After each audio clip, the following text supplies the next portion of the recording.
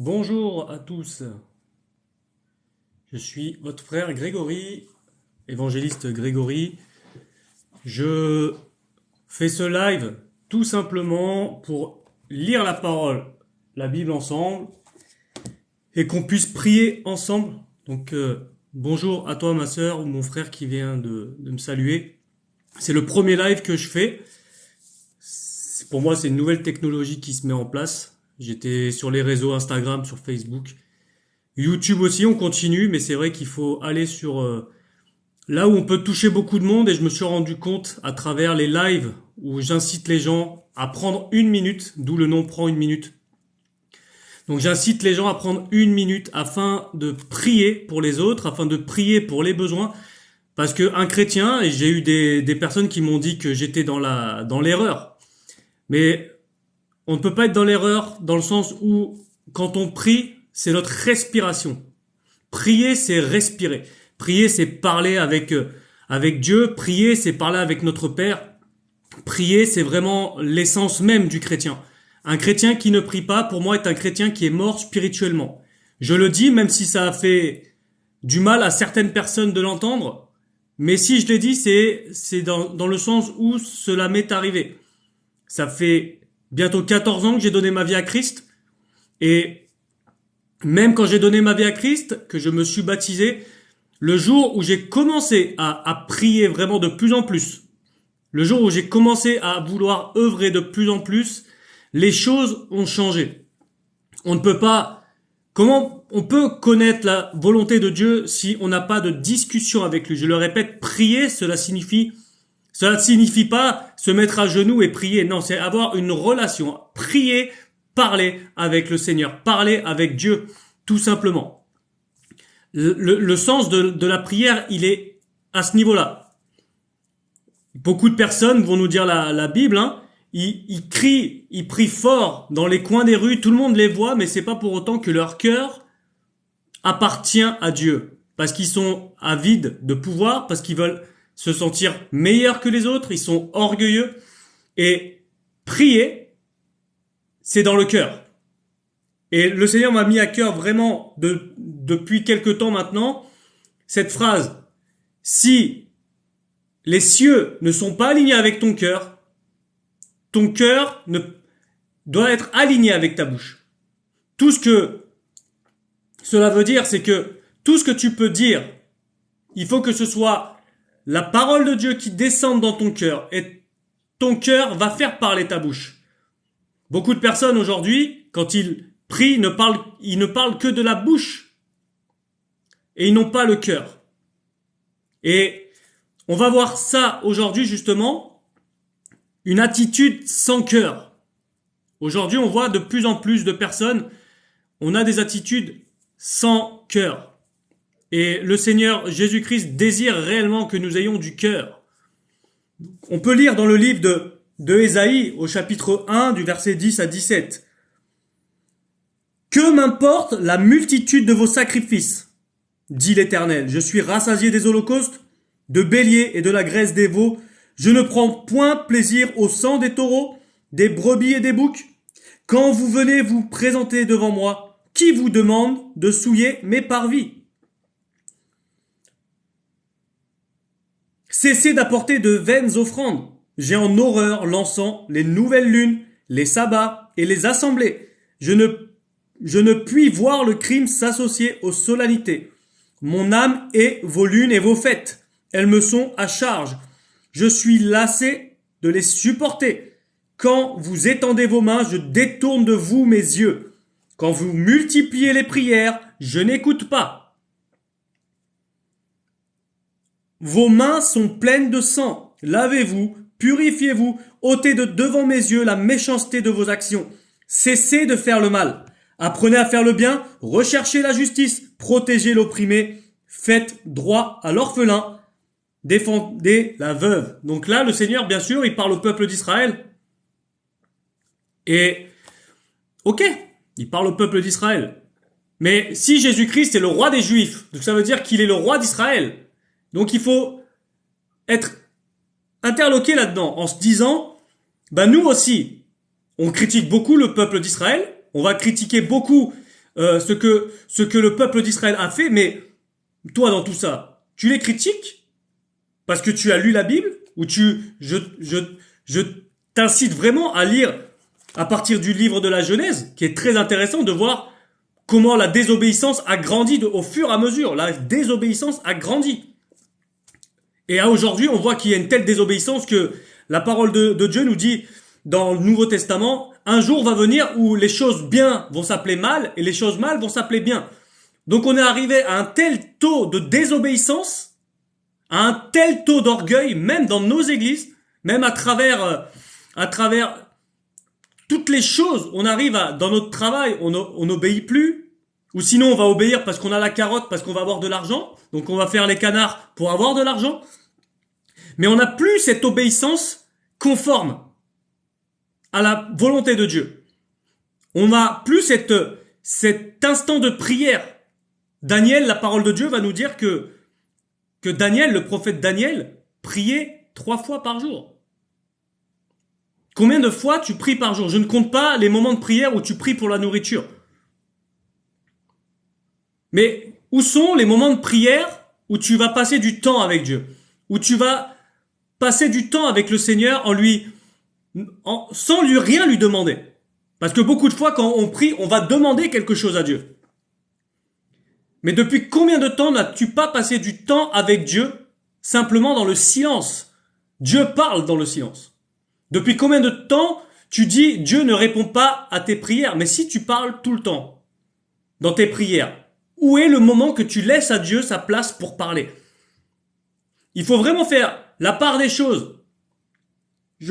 Là, la parole nous dit clairement dans Ésaïe que le Seigneur en a ras-le-bol du peuple d'Israël, dans le sens où le Seigneur voit qu'ils font dans la désobéissance totale.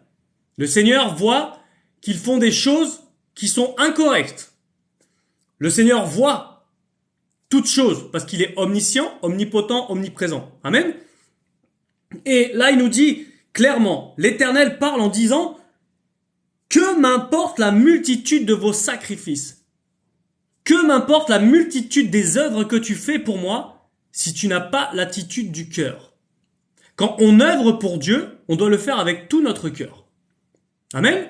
Quand on œuvre pour Dieu, on doit le faire par amour pour lui. On ne doit pas le faire en se disant c'est une charge. Œuvrer pour Dieu, ce n'est pas une charge, c'est un acte d'amour, tout simplement.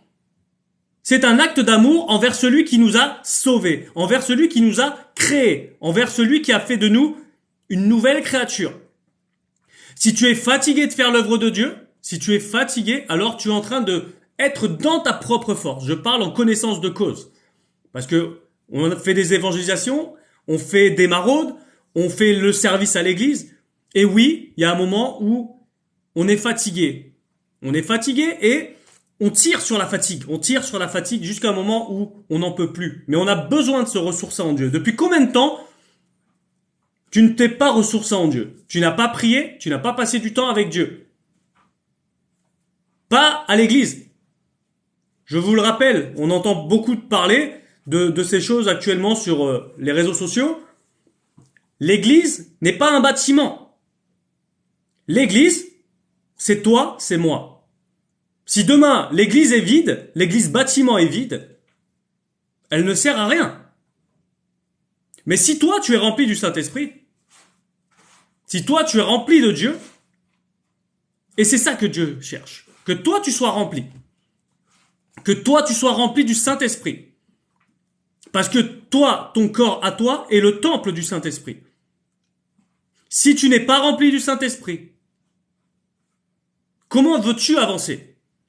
Que va nous dire l'apôtre Paul? Le Saint-Esprit, son fruit, le fruit du Saint-Esprit, l'amour, la joie, la douceur, la foi, le contrôle de soi. Et je suis comme vous, je lutte beaucoup avec le contrôle de moi. Parce que on a pu faire une vidéo cette semaine, ou la semaine dernière, j'ai plus les dates en tête, où oui, quand nous arrivons fatigués du travail, quand nous arrivons fatigués, par exemple, d'une évangélisation, on a le droit d'être fatigué. Dieu n'est pas contre notre fatigue. Mais où est-ce qu'on va se ressourcer? Malheureusement, quand on est fatigué, on a du mal à aller se ressourcer en Dieu. Et la première chose, on va s'énerver, on va crier, on va bouder. Parce que c'est la chair qui veut ça. La fatigue est bonne, bien sûr. On a le droit d'être fatigué. Mais derrière tout ça, l'ennemi va profiter de notre fatigue. Et si nous, on n'est pas blindés, si on n'est pas blindés par le Saint-Esprit, l'ennemi va faire ce qu'il veut de nous. Et si on ne sait pas où se réfugier au moment où ça va pas, l'ennemi va encore plus profiter parce qu'on ne va pas rentrer dans la grotte. On va pas rentrer dans le refuge. Aujourd'hui, dans ta vie, quand tout va mal, où est-ce que tu vas? Tu vas te plonger dans les séries Netflix? Tu vas te plonger dans un jeu vidéo? Tu vas te plonger avec des amis? Ou est-ce que tu vas te plonger dans la source de toute vie qui est Jésus-Christ? Est-ce que tu vas te plonger dans ton lieu secret quand tout va mal? Je sais que c'est compliqué pour moi aussi, parce que quand je suis fatigué, quand je me sens pas bien, je me sens indigne d'aller dans mon lieu secret, là où il y a la présence de Dieu, et je me sens indigne d'être dans sa présence. Mais même dans cette indignité que nous avons, nous devons y aller. Parce que Dieu, quand nous sommes faibles, il nous rend forts. La parole nous dit que le faible devient fort par la présence de Dieu. Mais si toi, quand tout va mal, tu vas autre part que dans la présence de Dieu, l'ennemi va profiter. L'ennemi va profiter et il va se réjouir. Et après tu vas dire, ah, c'est l'ennemi qui me tente. Non. C'est l'ennemi qui me tourmente. Il y a des démons qui viennent. Bien sûr, parce que tu ne fais pas le pas qu'il faut.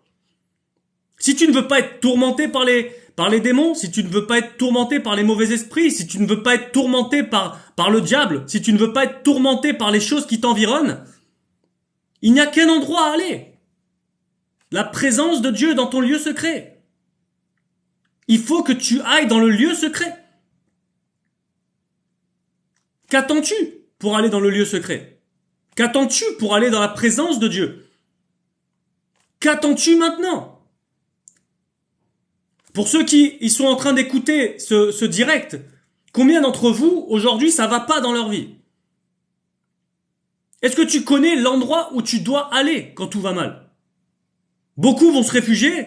Avant que je donne ma vie à Christ, quand tout allait mal, j'allais me réfugier dans la drogue, j'allais me réfugier dans les casinos et je claquais toute ma paye en l'espace de 30 minutes. J'avais gagné en un mois une somme et j'avais tout perdu en 30 minutes dans mon désarroi. Quand tout va mal, j'allais chez des amis pour boire. Quand tout allait mal, avec mes parents ça allait pas ou à l'école ça allait pas, j'allais faire des bêtises. Et quand je dis des bêtises, c'est pas des petites bêtises. Mais je faisais les choses qui n'étaient pas correctes. Je n'avais pas la notion d'honorer mes parents. Aujourd'hui, est-ce que toi, quand tout va mal, tu arrives à parler avec tes parents? Tes parents attendent qu'une chose quand toi tu vas pas bien et que tu veux partir de la maison. C'est que tu puisses aller les voir et leur expliquer. Et toi, tu attends bien sûr de ne pas être jugé. Les parents, s'il y a des parents qui m'écoutent, je suis papa également de deux petits garçons de 4 ans et 7 ans. Mes enfants, quand ils vont pas bien, je vais leur demander qu'est-ce qui se passe. Pourquoi ils sont dans cet état-là? Qu'est-ce qui fait que ils ont un problème? Parents, la parole nous dit, n'irritez pas vos enfants. S'il y a des parents qui m'écoutent, essayez de comprendre les enfants. Ils ont une âme, ils ont un esprit. Ils ne sont pas faits comme vous. Ils sont pas faits comme moi. Ils ont la propre essence de leur vie. Ils ne vont pas réagir comme toi et comme moi. Ils ne vont pas réagir, ils ne vont pas agir de la même manière que toi et moi, on peut le faire. Il faut les guider. Parents qui écoutent cette vidéo, soyez des guides pour vos enfants. Soyez des guides pour vos enfants. Ne les lastimez pas. Mais écoutez vos enfants. Et vous, enfants, honorez vos parents. Si vous voulez avoir la vie longue, honore ton père et ta mère. C'est le premier commandement au niveau de comment on doit se conduire sur terre. Honore ton père et ta mère. Honore ton père, ça veut pas dire j'aime ma mère, non. C'est sois à l'écoute à l'école, même si t'aimes pas. Moi, j'aimais pas l'école. Même si j'étais athée, j'avais cette racine dans ma tête qui me disait qu'il fallait que, même si je n'aimais pas, il fallait que je le fasse. Aujourd'hui, tu vas à l'école, même si tu n'aimes pas. Honore ton père et ta mère, qui ont trimé comme des malades. Il y a beaucoup de personnes qui viennent de pays étrangers, de plus en plus en France, et gloire à Dieu pour ça. J'ai une belle famille qui vient d'Amérique latine, donc je suis conscient des efforts que les personnes qui viennent en France peuvent donner pour la future éducation de leurs enfants. Et les enfants qui viennent de ces pays-là, enfin, les parents qui viennent de ces pays-là, ne peuvent que être honorés par leurs enfants. Et beaucoup de fois, on n'est pas reconnaissant. Nous, les enfants, on n'est pas reconnaissants. On voudrait tout avoir tout de suite. Mais honore ton père et ta mère. Mardi soir, nous étions à une évangélisation place de la République sur Paris, là où nous sommes tous les mardis, et j'ai pu parler avec des musulmans. Ces musulmans ont parlé des parents, et je leur ai dit, que ce soit le Coran, que ce soit la Torah, que ce soit la Bible, il y a quelque chose qui est similaire. Honore ton père et ta mère. Est-ce que, vous qui m'écoutez aujourd'hui, à travers ton attitude, est-ce que tu penses honorer tes parents? Est-ce que voler pour donner de l'argent à sa maison, est-ce que c'est honorer ses parents? Non. Est-ce que faire des bêtises, c'est honorer ses parents? Est-ce qu'insulter les gens, insulter les professeurs, c'est honorer les parents? Non. Je vous invite vraiment à vous plonger dans la parole de Dieu. La parole de Dieu, c'est vraiment le baume efficace pour toutes les plaies que tu as. Si aujourd'hui tu passes par des problèmes, il faut que tu ailles dans ton lieu secret. Lire la Bible, parce que en Europe et dans d'autres pays, on peut lire la Bible. Mais est-ce que c'est parce que tu lis la Bible que forcément tu es proche de Dieu? Non, parce qu'il y a des pays où ils n'ont pas la Bible. Parce que c'est interdit, les pays persécutés. Ils n'ont pas la Bible. Mais ils ont le cœur. Dieu ne cherche pas des personnes qui connaissent la Bible par cœur, qui connaissent de A à Z toute la Bible. Parce que des personnes comme ça, il y en a beaucoup. Il y a beaucoup de pharisiens 2.0. Il y a beaucoup de sadducéens. Il y a beaucoup de personnes qui connaissent, oui, la parole. Et c'est bien. C'est bien de connaître la parole. Mais est-ce que ton cœur va avec ce que tu lis?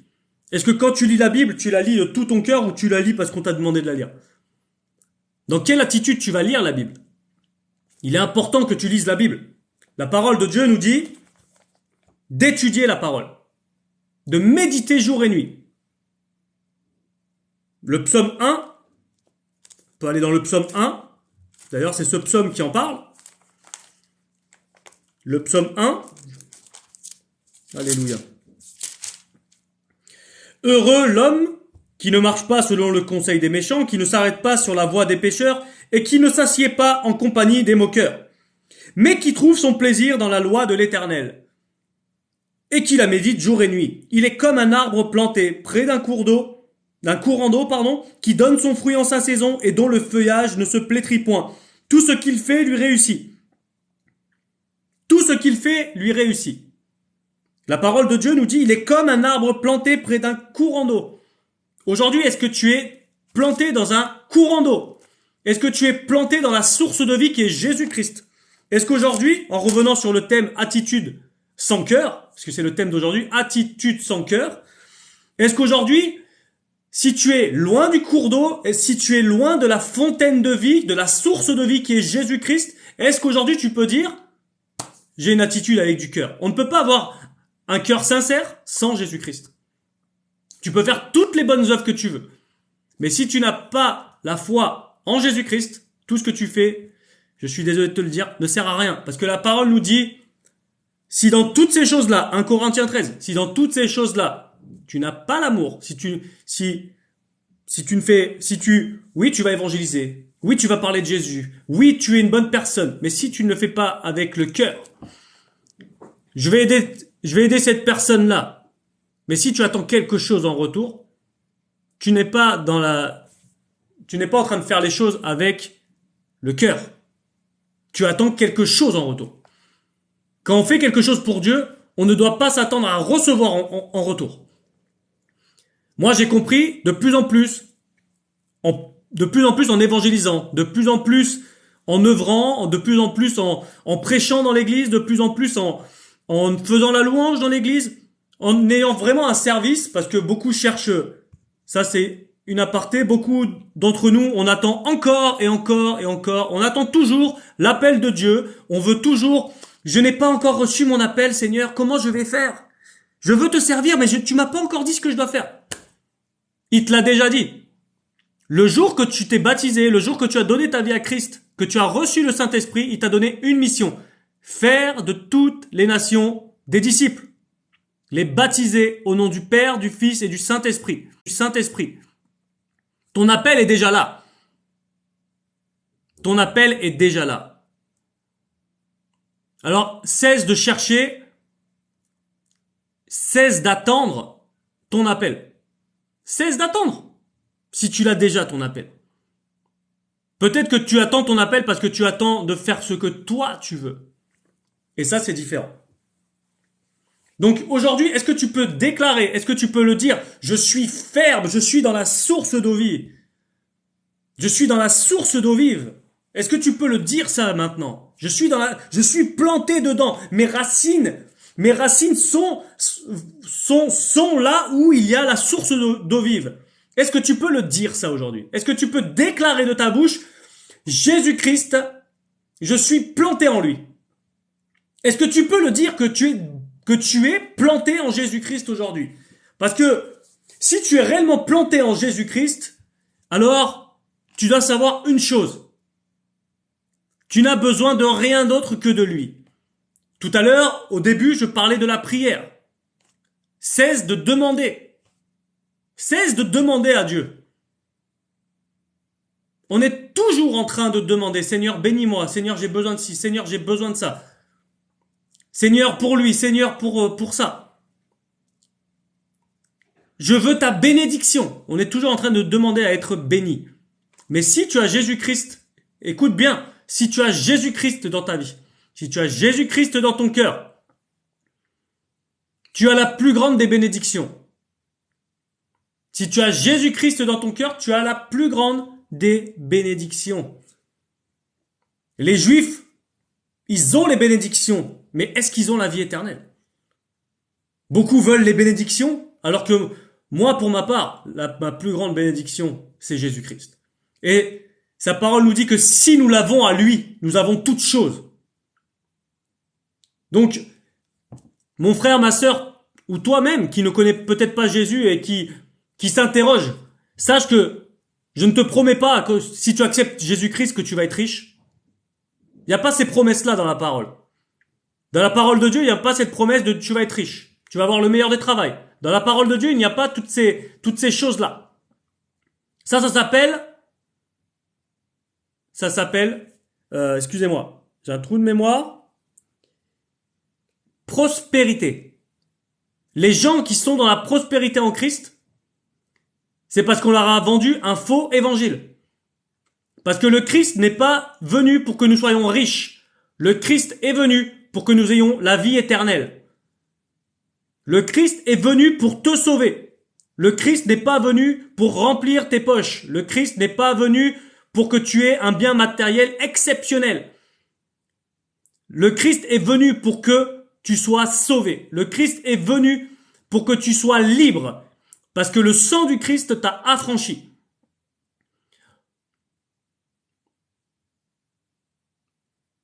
T'en es où aujourd'hui?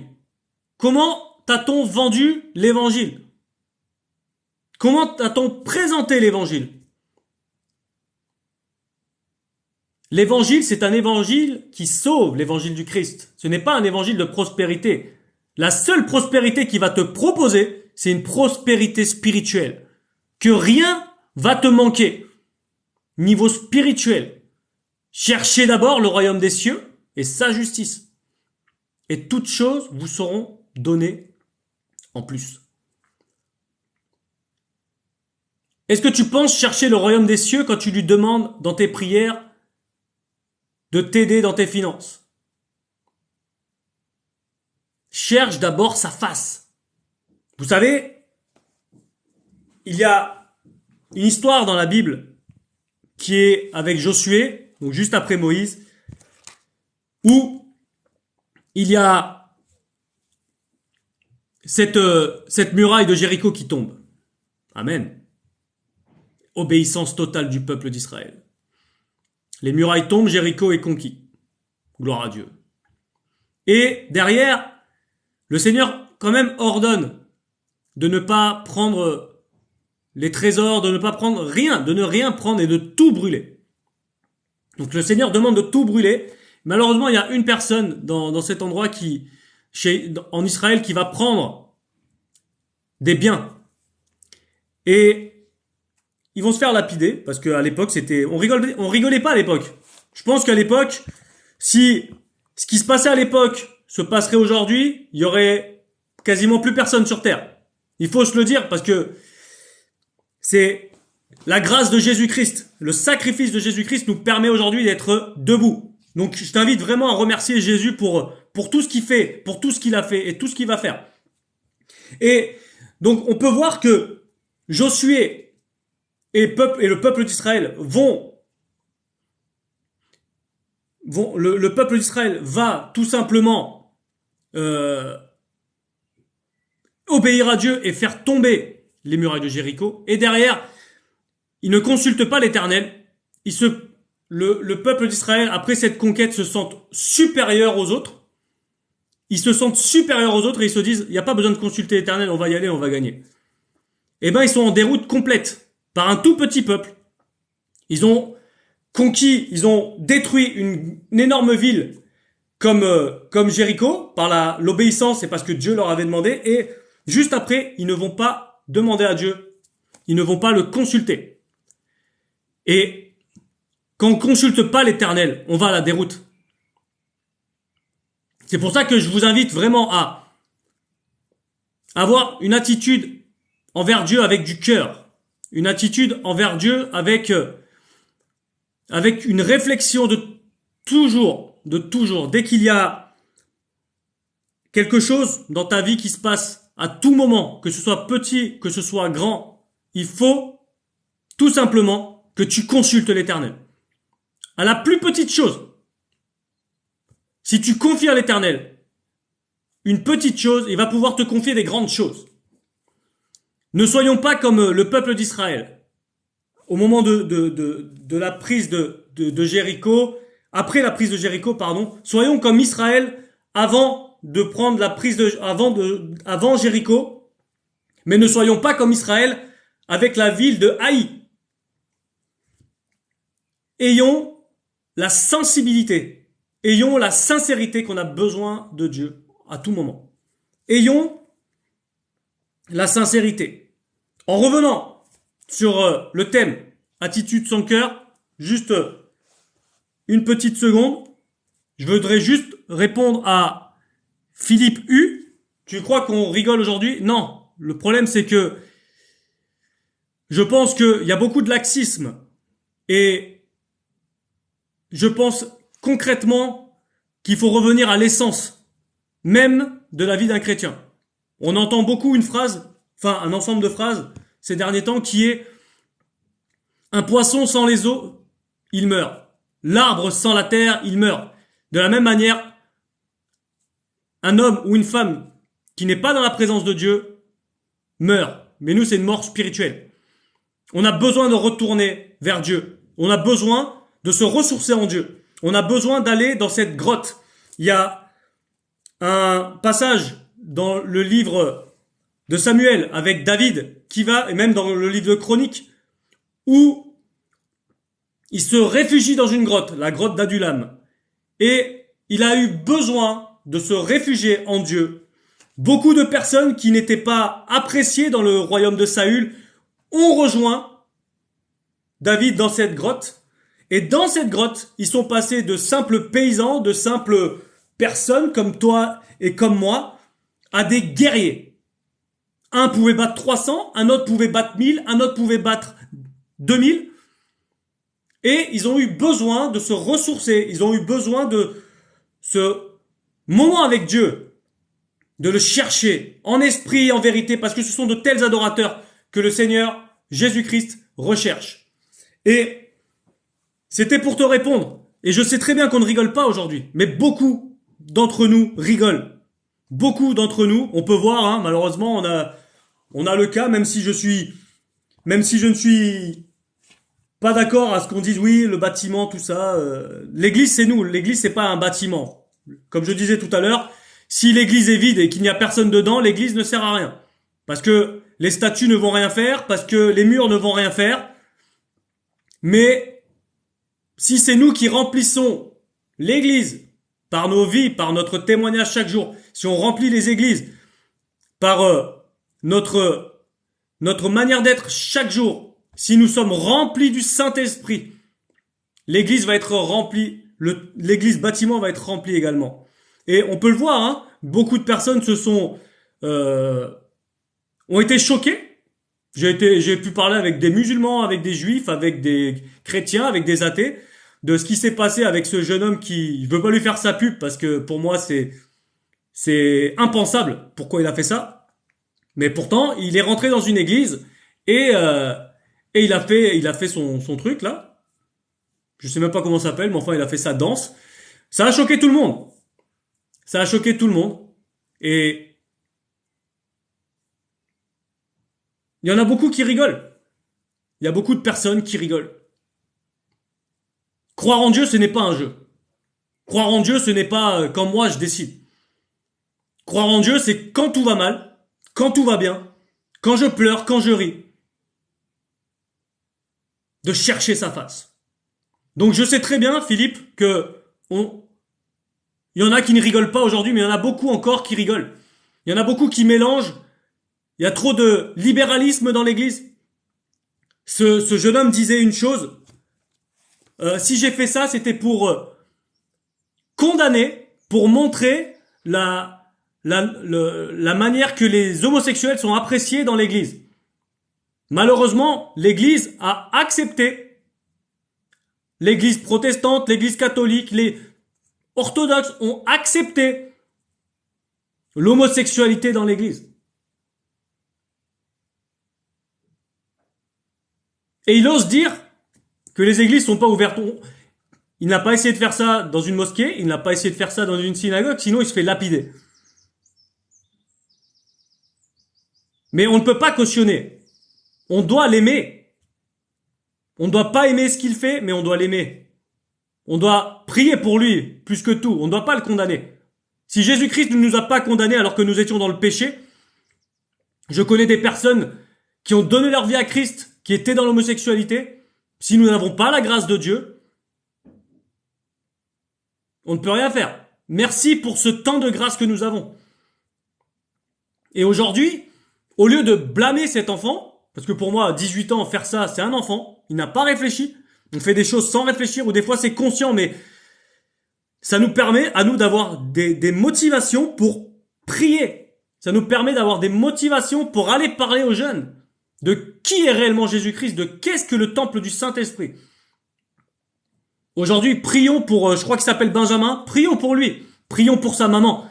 Il y a une sœur qui fait des lives, je crois que c'est Princess of the King, a fait des lives. Elle a fait un live où elle a fait une vidéo il y a pas longtemps qui disait moi je vais pas me focaliser sur ce que ce jeune homme a fait, je vais regarder parce que j'ai écouté sa maman parler et ça m'a fait de la peine. Ayons de la compassion pour ses parents, ayons de la compassion. N'essayons pas de le comprendre parce que ça c'est trop compliqué dans sa tête. Mais prions pour lui, pour que Jésus-Christ se révèle à lui. En revenant sur le thème, attitude sans cœur. Aujourd'hui, quelle est ton attitude? Quelle est ton attitude? Est-ce que tu as du cœur? Est-ce que tu as du cœur? Alléluia. Le peuple d'Israël, comme on a pu lire, chapitre 1 d'Ésaïe, du verset 10 à 17. Le peuple d'Israël continue de faire ses rituels d'holocauste et d'offrande à Dieu. Mais l'Éternel constate que malgré ça, leur cœur est loin de lui. L'Éternel désire une chose pour le peuple d'Israël et il le désire pour nous également. Il désire une attitude sincère et véritable. Depuis combien de temps n'as-tu pas été sincère avec Dieu et avec toi-même? Il veut pas un rituel. Il veut pas que tu fasses un rituel. Il veut pas que tu fasses une prière 100 fois. Il veut pas que tu fasses une prière sans amour. Il connaît toutes choses. L'Éternel demande à son peuple de se purifier car leurs mains sont souillées. Aujourd'hui, est-ce que, pas uniquement la main, mais est-ce que ta vie est souillée? Depuis combien de temps tu ne t'es pas repenti? Depuis combien de temps tu n'as pas demandé à Jésus-Christ de t'aider? Depuis combien de temps tu n'es pas allé vers lui en lui disant « Seigneur, je viens devant toi parce que j'ai fauté. Seigneur, je viens devant toi parce que j'ai fait des erreurs. Seigneur, je me repens de mes offenses. Je me repens d'avoir mal parlé à mes parents. Je me repens d'avoir mis un temps pour revenir vers toi. Je me repens d'avoir mal parlé à mes collègues, à mes amis. Je me repens d'avoir volé. Je me repens. Depuis combien de temps tu ne t'es pas repenti? C'est ça, avoir les mains souillées. Depuis combien de temps ton cœur est loin de Dieu? Depuis combien de temps tu es loin du lieu secret? Le peuple de Dieu, nous dit encore dans le chapitre d'Ésaïe, le Seigneur désire que son peuple s'engage à aider son prochain, en se préoccupant pour lui, en défendant les plus démunis, les veuves, les orphelins. On parle aussi, il y en a qui ont de l'argent, qui sont modestes, mais qui ont besoin d'un soutien spirituel. Dans un autre chapitre, Dieu parle en expliquant ce qu'est le vrai jeûne. Ésaïe 58, le vrai jeûne pour lui, beaucoup de personnes entre nous, je jeûne, tu jeûnes, et si tu ne le fais pas, je t'invite à jeûner, parce que ça te permet de te rapprocher de Dieu, mais sache que dans Ésaïe 58, il parle du vrai jeûne, de ce qui plaît à l'Éternel. Et l'Éternel se réjouit dans le jeûne quand on s'occupe des autres. Amen. Va vers la veuve et l'orphelin. Rien que de donner ce que t'as à toi à manger à l'autre, le Seigneur va se réjouir. Beaucoup font des jeûnes de nourriture, mais ils sont tristes. Jésus nous dit nous explique quelque chose de très intéressant. Donc, il y a beaucoup de personnes, on fait des jeûnes, mais à travers notre jeûne, on va être triste, on va être tout fatigué, on va nous demander mais qu'est-ce qui se passe, pourquoi t'es fatigué, pourquoi... Et toi tu vas être comme ça, oui, je suis en train de jeûner, j'ai pas mangé aujourd'hui, je suis pas bien. Si t'es dans cette attitude-là, arrête tout de suite ton jeûne. Parce que tu ne vas pas le chercher pour la bonne cause. Si tu jeûnes réellement, fais-le de tout ton cœur. Fais-le de toute ton âme, de tout ton esprit, de toutes tes forces. Le vrai jeûne, on ne doit pas se lamenter sur notre sort. On ne doit pas se lamenter parce que c'est une décision que tu as prise. Si après tu jeûnes parce qu'on t'a forcé à jeûner, est-ce que c'est une bonne attitude de forcer quelqu'un à jeûner? Non, il faut que ça vienne de toi. Aujourd'hui, tu n'arrives pas à jeûner.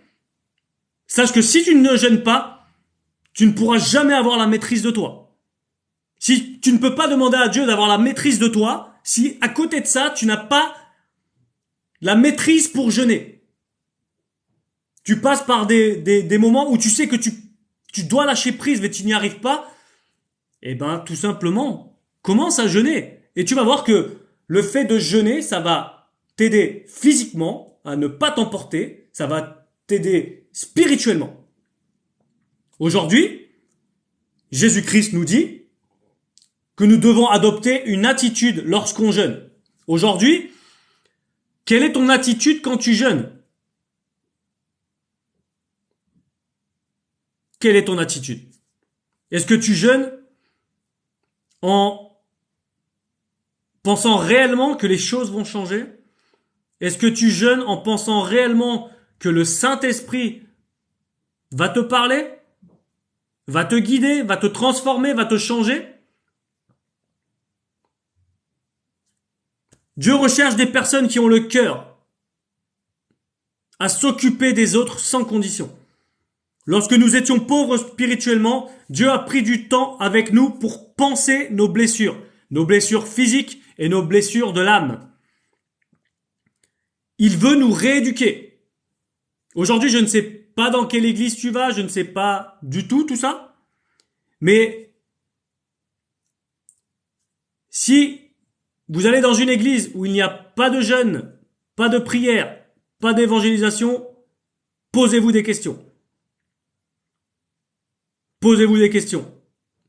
Et si personne ne le fait, commencez-vous. Commencez à le faire. Commencez à évangéliser. Commencez à jeûner. Même si personne ne le fait. Soyez force de proposition dans vos églises.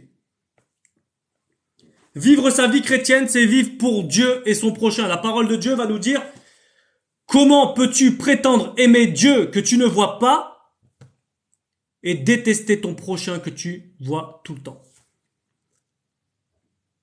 Si tu aimes Dieu, tu aimes ton prochain.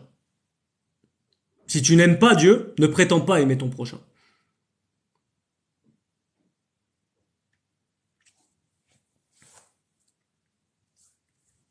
Où en es-tu aujourd'hui dans ta vie?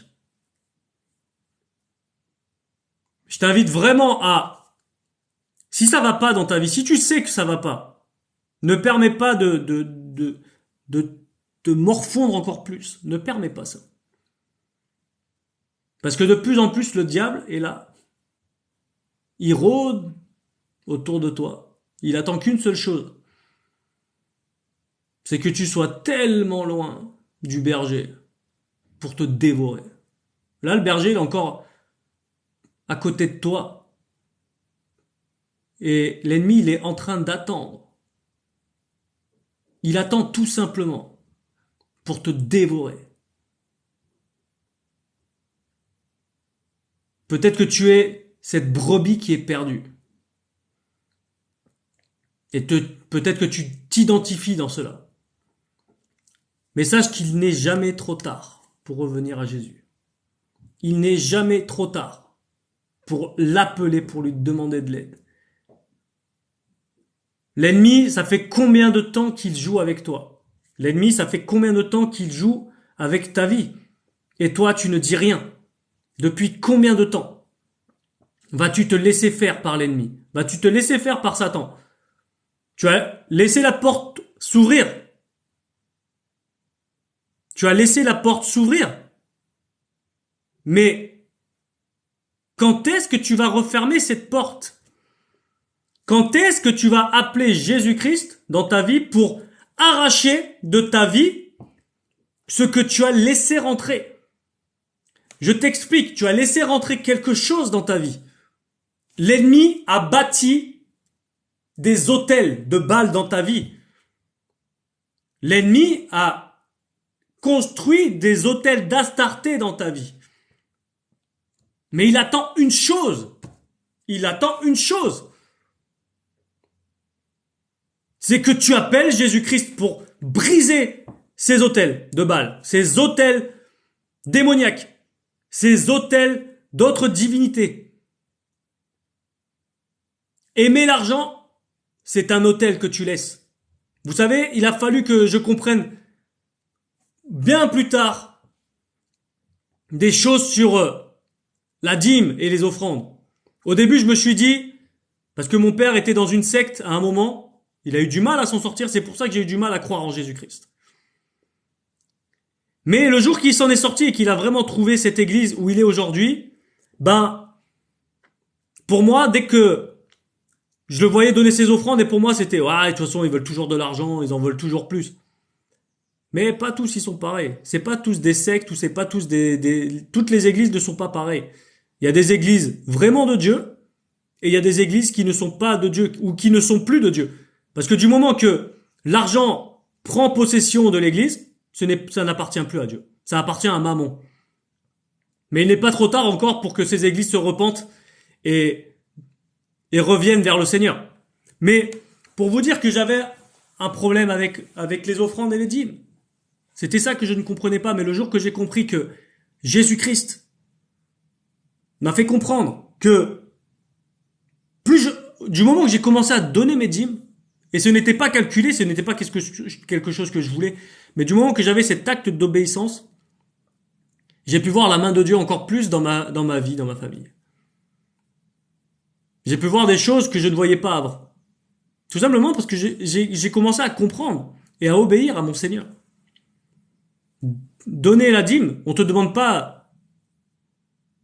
Il y a cette veuve que Jésus parle, qui a pu donner ce que elle a pouvait uniquement. Le Seigneur veut une obéissance.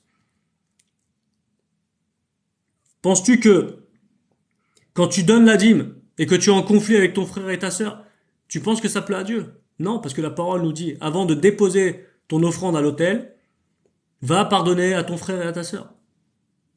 Va demander pardon.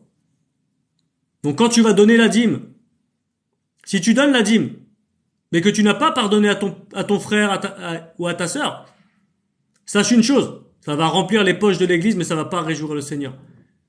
Et la dîme n'est pas faite pour remplir les caisses de l'église, la dîme est faite pour réjouir le cœur de Dieu. Dans quelle attitude tu donnes ta dîme? Tu donnes ta dîme parce que tu sais que le pasteur te dit, de toute façon, il va me multiplier mes dîmes. Il va multiplier ce que j'ai donné. Mais n'attends pas d'être multiplié. N'attends pas ça.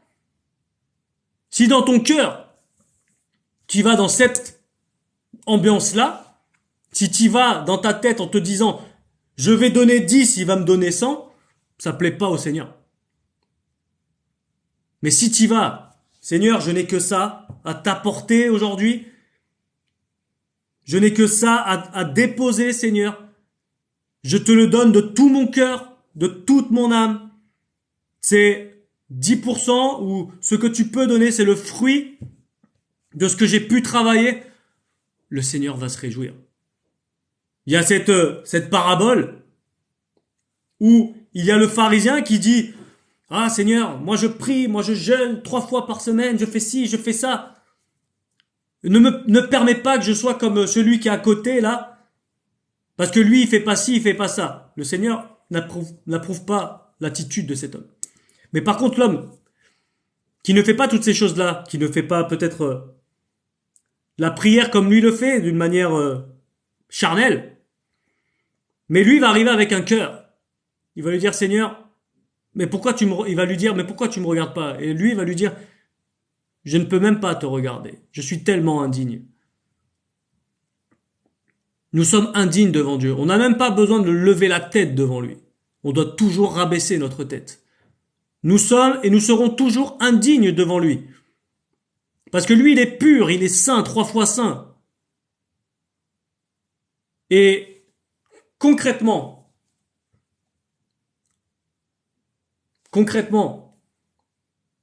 Dieu veut ton bonheur.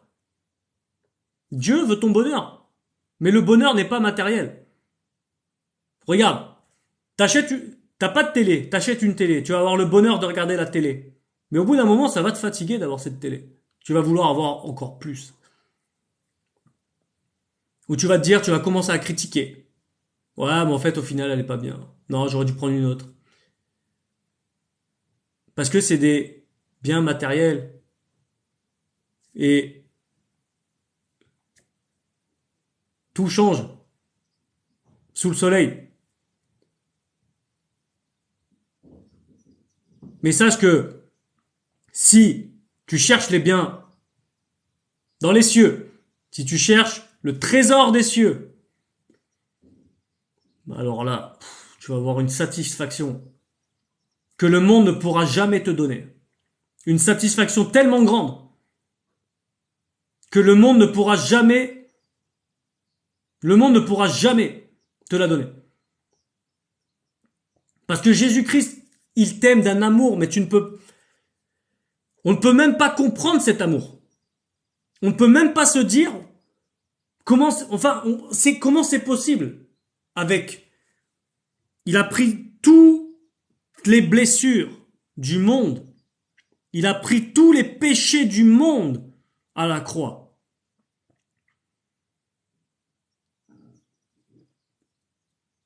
Il t'a déjà affranchi. Il attend juste une chose, c'est que tu crois. Nous, on parle pas d'une liberté où je fais ce que je veux. Non, non. La vraie liberté en Christ, ce n'est pas ce que je veux.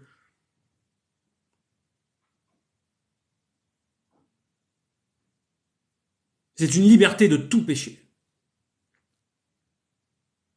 Et quand tu retournes dans ton péché, c'est comme si tu disais, comme les Israélites à l'époque. Ils ont la liberté, ils voient des miracles, la mer s'ouvre en deux, la colonne de nuée, le feu dans le désert, ils sont guidés, ils ont la manne qui tombe. Et malgré tout ça, ils se plaignent. Ils veulent retourner en Égypte. Ils le disent clairement dans la Bible, c'est écrit dans le livre d'Exode, Lévitique, dans le livre des Nombres, Deutéronome, on en parle.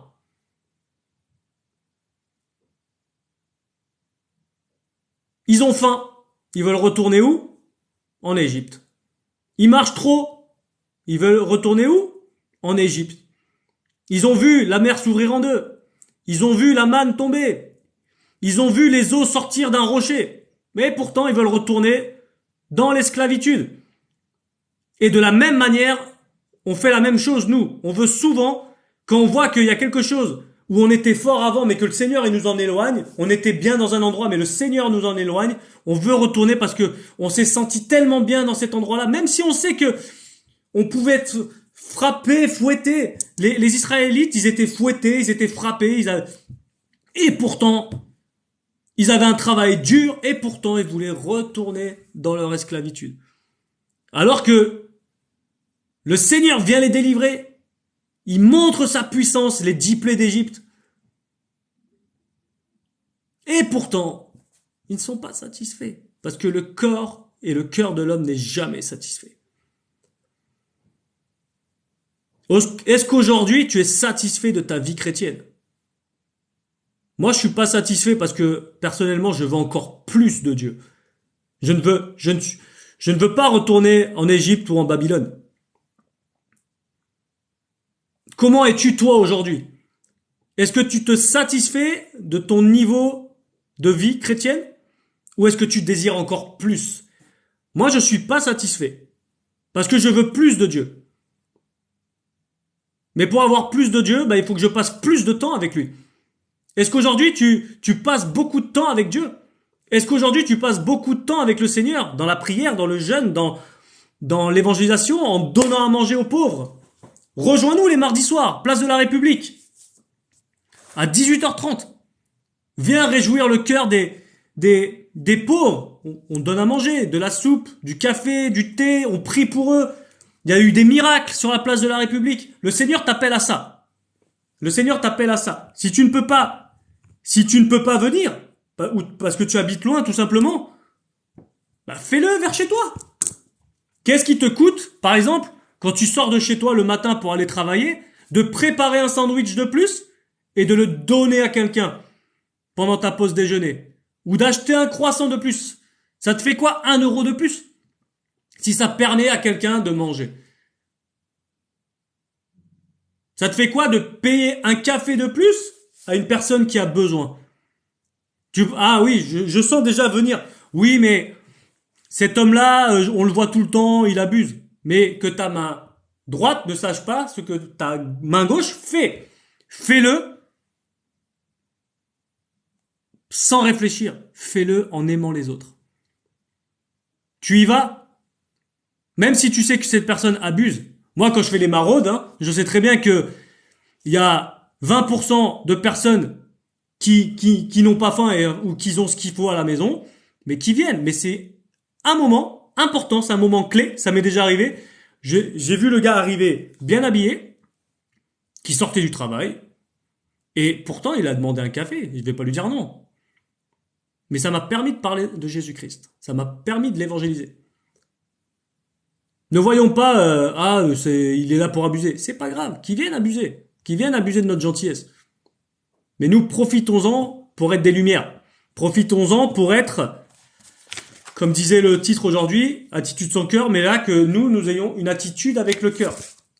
Peut-être que mardi à l'évangélisation, on a pu voir, des jeunes, beaucoup de jeunes qui demandent à manger en ce moment.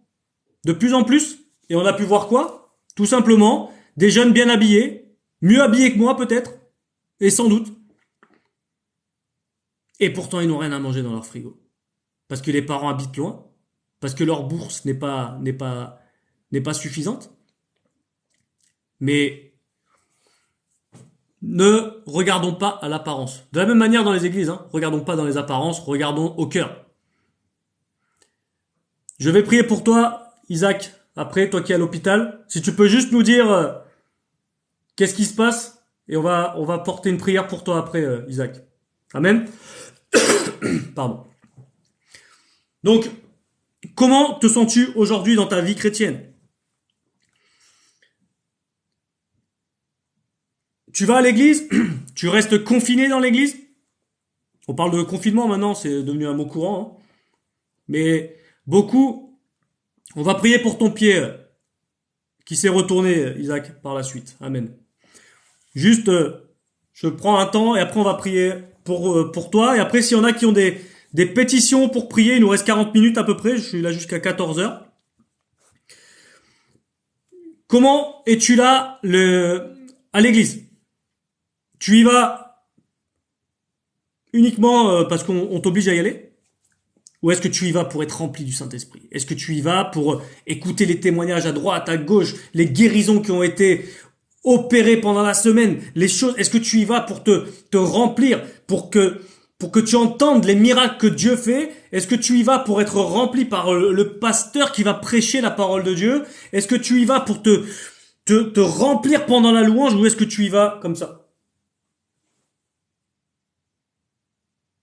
Je sais très bien qu'à ce moment-là, je sais très bien que tu connais des frères et des sœurs qui vont à l'église et qui restent comme ça. Et que dans leur tête, c'est qu'est-ce que je fais là? Qu'est-ce que je fais là?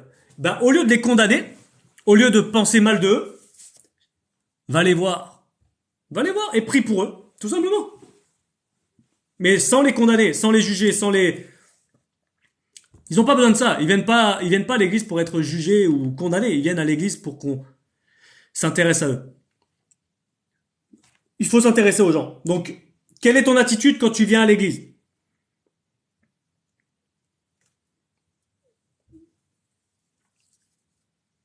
N'attends pas, n'attends pas, n'attends pas. Et retourne vers Jésus-Christ. Il n'est pas trop tard. Sache que tu es une bénédiction. Tu es une bénédiction. Le monde peut te dire que tu es moche, le monde peut te dire que tu sers à rien, le monde peut te dire tellement de choses. Mais sache que tu es une bénédiction. Et tu le resteras. Combat le bon combat de la foi. Pour terminer,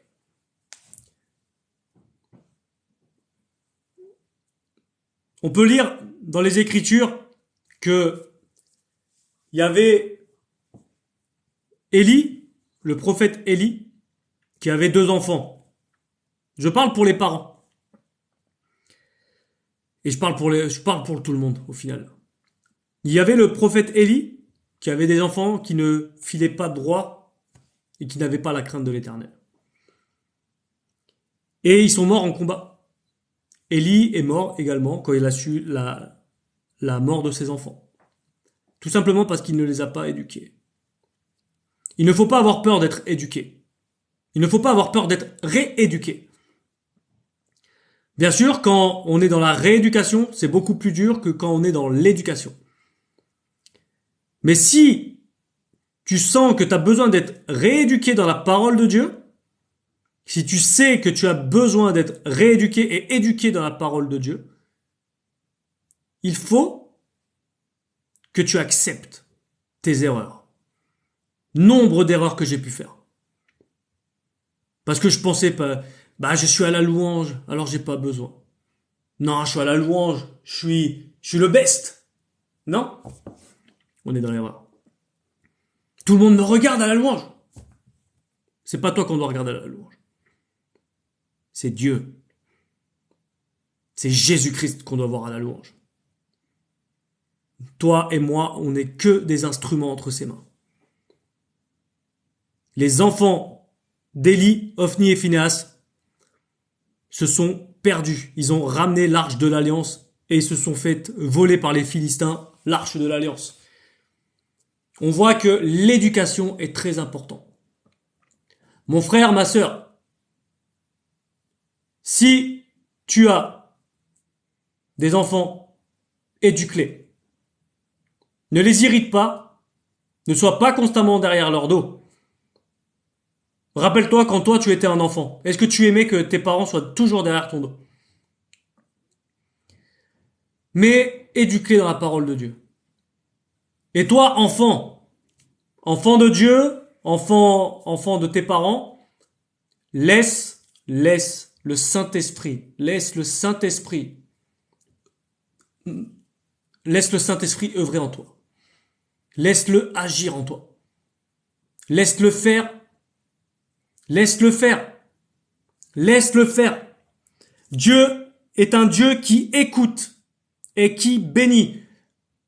Dieu est un Dieu qui tient ses engagements et qui tient ses promesses. Mais le problème, c'est que, en sachant que Dieu est fidèle dans ses engagements et fidèle dans ses promesses, beaucoup de fois, nous, en général, son peuple, on abuse de ses engagements et on abuse de ses promesses. On abuse de son amour, on abuse de cette compassion qu'il a, on abuse de lui. On abuse de ses bénédictions. Mais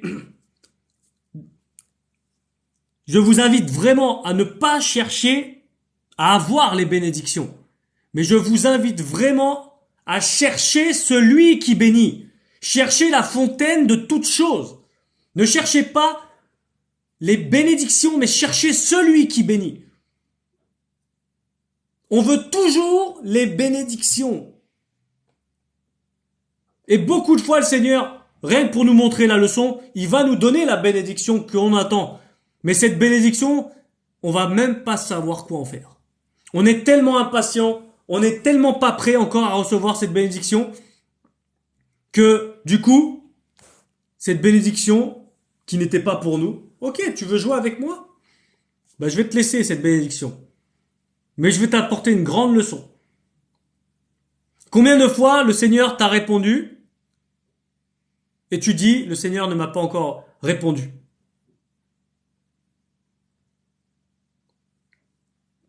Le Seigneur t'aime, hein? Et quand on aime quelqu'un, on le corrige. Quand on aime quelqu'un, on l'éduque. Quand on aime quelqu'un, tu aimes Dieu? Si tu aimes Dieu, tu dois te laisser corriger par Dieu. Si tu aimes Dieu, tu dois le laisser agir dans ta vie. Je sais que c'est pas facile. Notre chair est toujours là et notre chair, elle veut toujours prendre le contrôle. Mais notre seule porte de sortie pour faire la volonté de Dieu, pour vivre dans sa volonté, il faut qu'il provoque cette volonté dans notre vie. Il faut le laisser provoquer sa volonté dans notre vie. Je ne sais pas combien de personnes ont donné leur vie à Jésus-Christ déjà, ou s'ils sont sur le pas de le faire, mais sache que le jour que tu as donné ta vie à Christ, ce n'était pas pour continuer à faire ta propre volonté. Mais le jour qu'on donne notre vie à Christ, qu'on donne notre vie à Dieu, c'est sa volonté qui s'installe. Depuis combien de temps as-tu donné ta vie à Jésus et depuis combien de temps tu continues à faire ta propre volonté? Il faut que cela soit sa volonté qui s'installe en toi, qui t'ouvre les yeux, qui t'ouvre ton cœur, qui fasse une opération spirituelle en toi, afin que tu puisses comprendre quelle est la longueur, la largeur, la hauteur, la profondeur de son amour. Je prie vraiment pour que tu puisses comprendre les bienfaits qu'il y a en Dieu. Je vais prier, je vais d'abord prier pour Isaac qui a un problème à sa jambe, si je ne m'abuse. Il s'est fait opérer. Alors, attendez, mon pied s'est retourné. Amen. On va prier pour son pied. Alléluia. Seigneur, Père éternel, nous venons devant ta présence pour la vie d'Isaac Seigneur, dans le nom de Jésus-Christ, nous clamons, Seigneur, lui qui est à l'hôpital pour un pied retourné. Je clame, Seigneur, pour que tu puisses remettre les choses en ordre. Je clame avec mes frères et sœurs qui sont sur ce direct pour qu'on puisse étendre nos mains dans la foi. Parce que nous savons, Seigneur, que tu vas te glorifier. Ta parole nous dit, Seigneur, que c'est ta foi qui t'a sauvé, c'est ta foi qui t'a guéri. Et nous clamons, Seigneur, pour que tu puisses augmenter la foi d'Isaac, que tu puisses augmenter sa foi, Seigneur, dans le nom de Jésus-Christ.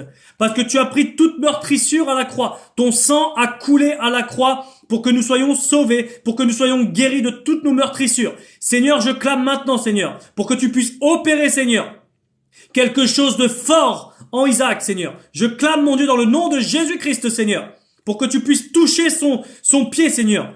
Remets-le, Seigneur, dans son état normal.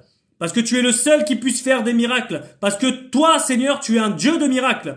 C'est toi qui as ouvert la mer Rouge en deux. C'est toi, Seigneur, qui a calmé la tempête, Seigneur. Au milieu, Isaac, je sais que tu es sur une barque, mais ne regarde pas la tempête et regarde celui qui est assis à tes côtés, qui est Jésus-Christ. Regarde le rocher de ton salut. Ne regarde pas la tempête, ne regarde pas la douleur et regarde celui qui te guérit. Regarde celui qui te guérit. Alléluia. Dans le nom de Jésus-Christ. Nous clamons également dans le nom de Jésus-Christ pour toutes ces personnes, Seigneur, qui ont écouté ce live, Seigneur. Je viens devant ta présence, Seigneur, afin que nous puissions tous revenir à l'essence même de nos vies qui est Jésus-Christ. À l'essence même de nos vies qui est le Dieu saint, 3 fois saint, celui qui est, qui était et qui vient. Seigneur mon Dieu, fais-nous comprendre, Seigneur, à travers des songes, fais-nous comprendre, Seigneur, à travers ta lecture, la lecture de la parole, à travers nos moments de prière, ce que tu attends de nous tous. Je clame, Seigneur, afin que tu puisses réveiller nos consciences, déchirer le voile de devant nos yeux, que tu puisses briser, qu'il y ait un brisement qui s'opère en nous, Seigneur. Viens nous briser, Seigneur, et viens réellement, Seigneur, faire un brisement tellement fort, Seigneur, que tu vas pouvoir tout recoller, Seigneur, que tu vas pouvoir tout remettre en pied, Seigneur. Nous te demandons, Seigneur, à travers ce brisement, Seigneur, que tu puisses briser et casser, Seigneur, tous les autels de Baal que nous avons laissés être construits par l'ennemi, tous ces autels d'Astarté que nous avons laissé l'ennemi construire, toutes ces choses que nous avons laissées, Seigneur. Maintenant, Seigneur, nous prenons autorité, Seigneur, et nous prenons l'autorité dans le nom de Jésus-Christ pour que toutes ces statues maléfiques, toutes ces statues spirituelles, dans le nom de Jésus-Christ, soient brisées maintenant. Je te demande, Seigneur, par ta puissance, que tu puisses chasser le diable de ma vie, que tu puisses chasser toute tentation qui sont autour de moi, Seigneur. Je clame, Seigneur, pour que tu puisses être, Seigneur, le berger, Seigneur, qui vient me ramener dans l'enclos, Seigneur. Si tu t'es éloigné de l'enclos, si tu t'es éloigné de Jésus-Christ, si tu t'es éloigné de l'Église, je clame pour que le Seigneur puisse venir te chercher, toi qui es la 100e brebis, qui a besoin d'être de retour. Tu as besoin de retourner dans l'enclos. Tu as besoin de retourner dans les bras d'amour du Père, dans les bras d'amour de Jésus-Christ. Seigneur, je clame, mon Dieu, pour que nous soyons tous remplis, comme le jour de Pentecôte, de ton Saint-Esprit. Afin, Seigneur, de pouvoir œuvrer uniquement par toi et pour toi. Seigneur, brise toute barrière de devant nous. Brise, Seigneur, toutes choses, toutes les montagnes. Ta parole nous dit que si nous avons la foi, même aussi petite qu'un grain de moutarde, nous pouvons parler à cette montagne et cette montagne se déplacera. Seigneur, dans le nom de Jésus-Christ, je te demande, mon Dieu, que tu puisses augmenter notre foi. Que tu puisses faire naître en nous la foi. Ta parole nous dit, la foi naît de ce que l'on entend. Et ce que l'on entend, c'est, alléluia. Ce que l'on entend, c'est la parole de Jésus-Christ. Oh, alléluia. Seigneur Père, je te remercie, mon Dieu. Je te remercie pour toutes ces choses que tu nous permets de vivre. Je clame, Seigneur, mon Dieu, pour toutes ces personnes, Seigneur, qui ont écouté ce message à travers cette vidéo, Seigneur, à travers ce live, Seigneur. Je te demande, mon Dieu, j'étends ma main, Seigneur, vers toi pour que tu puisses toucher le cœur de toutes personnes qui ont écouté ce live. Que ton Saint-Esprit les visite. Que ton Saint-Esprit, Seigneur, vienne et leur fasse comprendre qui tu es. Tout le monde doit connaître qui tu es. Et tu nous appelles, Seigneur, à parler de toi. Non, je n'ai point honte de l'évangile parce que je sais que c'est la puissance de Dieu. Seigneur, dans le nom de Jésus-Christ, je clame mon Dieu vers toi, afin que tu puisses bénir leur famille, bénir leur couple, bénir leurs enfants, bénir leurs parents, bénis leur travail, Seigneur, qu'il soit de bénédiction dans leur travail, qu'il soit de bénédiction là où ils marchent, quand ils prennent le bus, quand ils prennent le métro, quand ils prennent le train, quand ils vont au supermarché, peu importe où ils vont, quand ils vont à la banque, tout endroit où ils vont, Seigneur, je clame, mon Dieu, que mes frères et sœurs qui écoutent soient une bénédiction. Seigneur, mon Dieu, je te remercie pour ta présence. Nous venons pour prier également pour Judith, alléluia, qui a un problème d'addiction. Seigneur, au moment présent, alors que je suis en train de prier, tu sais pour qui je prie, tu sais pour qui j'étends la main, je ne la connais pas. Mais Seigneur, toi, tu la connais. Tu connais son addiction. Et Seigneur, je clame, mon Dieu, pour que tu puisses assécher dans sa vie cette addiction. Seigneur, maintenant, je prends autorité dans le nom de Jésus-Christ, afin que tu puisses faire comprendre, Seigneur, à Judith, Seigneur, qu'il faut stopper maintenant. Seigneur, je clame, mon Dieu, dans le nom de Jésus-Christ, pour que tu puisses la libérer, parce que tu nous as affranchis, Seigneur, de tout péché. Tu nous as affranchis, Seigneur, par ton sang. Et je clame pour que le sang de l'agneau, Seigneur, soit sur elle, qu'elle prenne la valeur de ce qu'est le sang de l'agneau, le sang de Jésus-Christ. Tu es mort et ressuscité le 3e jour. Tu as été crucifié. Tu as été insulté. Pour nous, tu as pris tous les péchés du monde pour que nous soyons libres.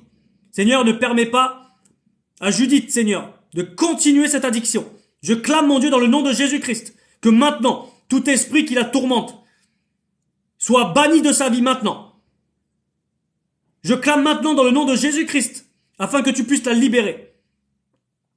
Tout esprit qui la tourmente, vous partez maintenant dans le nom de Jésus-Christ. Ta parole nous dit que nous avons toute autorité et que nous pouvons marcher sur les scorpions et les serpents, Seigneur. Et je clame, mon Dieu, dans le nom de Jésus-Christ, pour que tu puisses, Seigneur, arracher, Seigneur, cette addiction. Arrache maintenant, Père, dans le nom de Jésus-Christ. Nous demandons la libération, maintenant, de Judith. Au nom de Jésus-Christ. Amen. Alléluia. Si des personnes ont des besoins de prière, écrivez-les moi. Je ne sais pas s'il y a eu des demandes. Alléluia.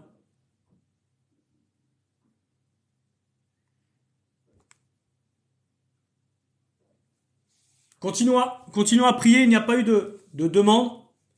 Si vous avez besoin qu'on prie pour une situation dans votre vie, si tu as besoin que je prie dans le nom de Jésus-Christ pour une maladie que tu as, le compte TikTok prend 1 minute, c'est pour prier. C'est pour qu'on puisse écouter la parole de Dieu, qu'on puisse louer, chanter ensemble. Alléluia. On peut même chanter si vous voulez.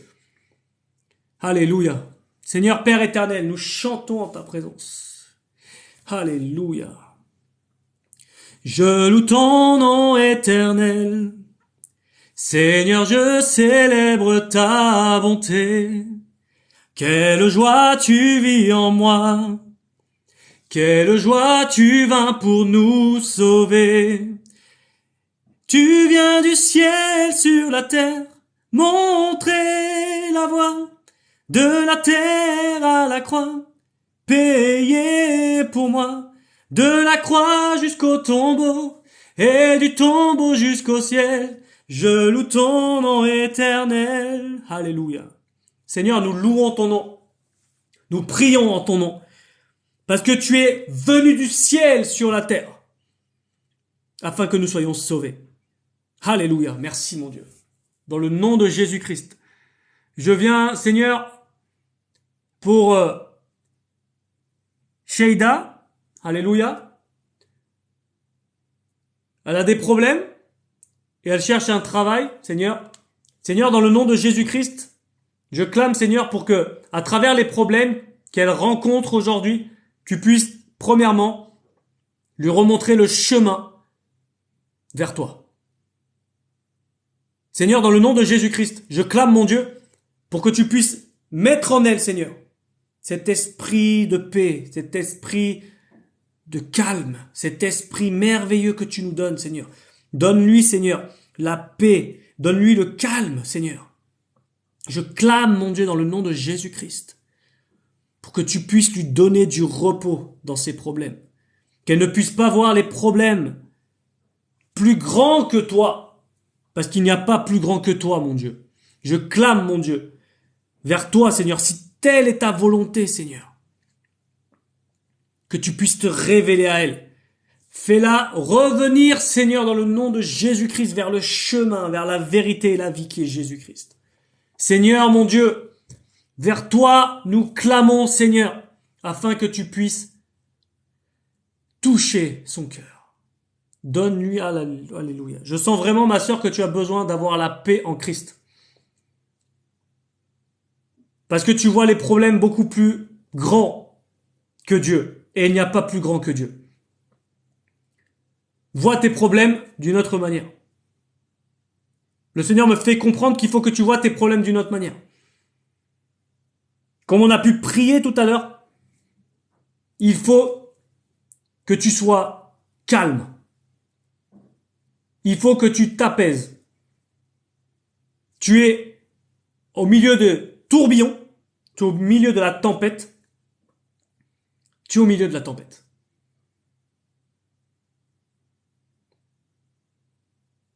Et tu es au milieu de la tempête et tu regardes que la tempête. Cesse de regarder la tempête. Et regarde à Jésus-Christ. Vois plus loin que la tempête. Vois plus loin que la tempête. Alléluia. Seigneur, je clame, Seigneur, pour que ma sœur Sheida puisse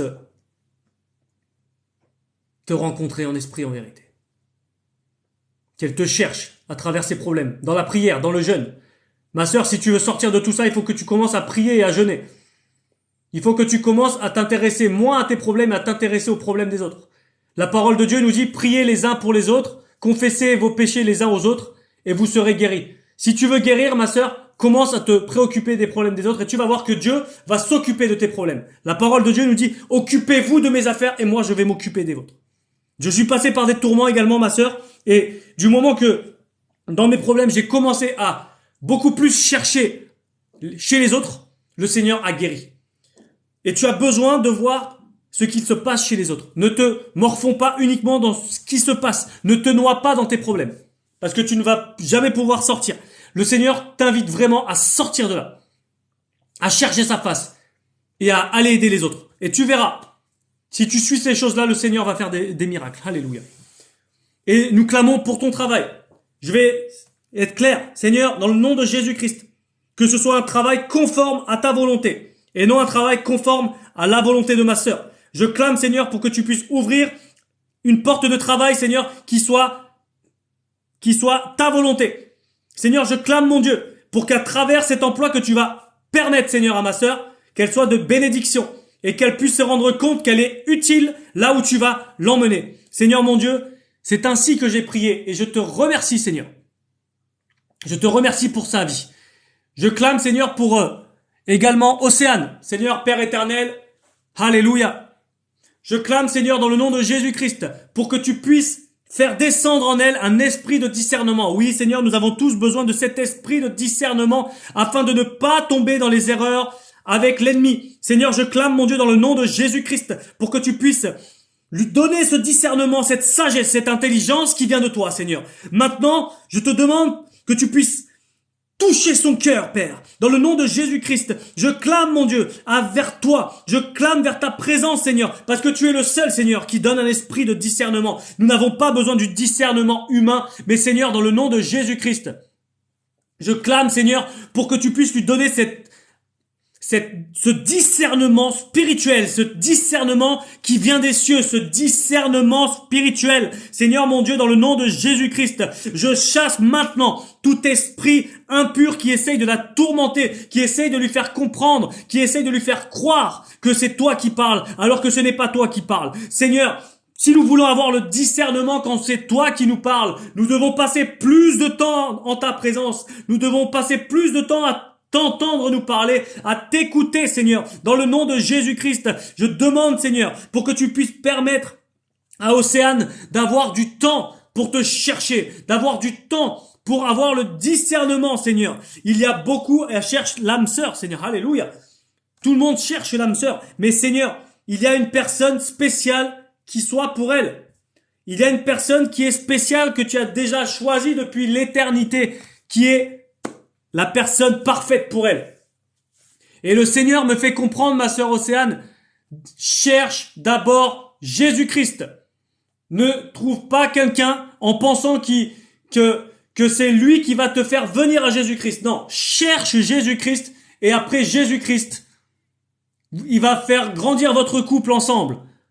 Ne fais pas le contraire. Cherche d'abord Jésus-Christ. Cherche d'abord Dieu. Si tu veux avoir l'âme sœur, Dieu va toucher ton âme d'abord pour te dire, c'est lui. Et quand tu vas savoir que c'est lui, c'est parce que le Saint-Esprit va te le dire. Mais comment veux-tu être guidé par le Saint-Esprit si tu ne pries pas, si tu ne jeûnes pas, si tu ne demandes pas de tout ton cœur, de toute ton âme, de toutes tes forces et de toutes tes pensées, si tu ne demandes pas au Saint-Esprit, bâtis ta maison sur le roc et non sur le sable. Sois cette personne sage. Tu vas avoir le discernement. Tu ne l'auras jamais, ce discernement, si tu n'es pas bâti sur le roc. Ne sois pas à te dire, je vais bâtir ma maison d'abord avec un homme et après avec Jésus-Christ. Si tu le fais dans ce programme-là, dans ce cheminement-là, tu es sur le sable. Parce que les paroles des hommes, ce sont des miettes. Les paroles des hommes, c'est comme le sable. Ça s'effrite, ça se tombe, ça n'a pas de valeur. Alors que si tu le fais sur le roc, alléluia, à travers ça, il peut y avoir des tempêtes, il peut y avoir tout ce qu'il y a. Rien ne va affecter ta maison. Cherche d'abord la présence de Dieu. Alléluia. Seigneur, je clame pour qu'Océane, Seigneur, puisse te chercher en esprit et en vérité. Qu'elle puisse devenir cette adoratrice, Seigneur, en esprit et en vérité. Parce que ce sont de telles personnes que tu recherches. Seigneur, je bénis sa vie. Et je te demande, Seigneur, que tu puisses lui faire comprendre, Seigneur, qu'avec toi, des fois, tu nous fais passer par des chemins qui vont contourner. Mais au final, nous ne devons pas être impatients. Seigneur, dans le discernement, il y a la patience. Et Seigneur, je clame, mon Dieu, pour que tu puisses faire comprendre et que tu puisses mettre dans le cœur d'Océane et de toutes les personnes et de moi-même également la patience. Le monde d'aujourd'hui nous fait comprendre que tout va vite. Mais avec le Seigneur, il faut être patient. Il faut être patient. Beaucoup de personnes préfèrent aller vers le diable parce qu'ils ont les choses facilement. Mais ce sont des choses éphémères.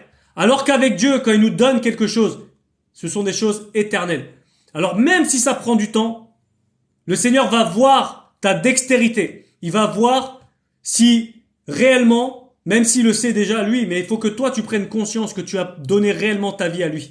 Et il va te faire passer par un désert. Jésus-Christ a été baptisé. Directement après son baptême, il est parti 40 jours dans le désert.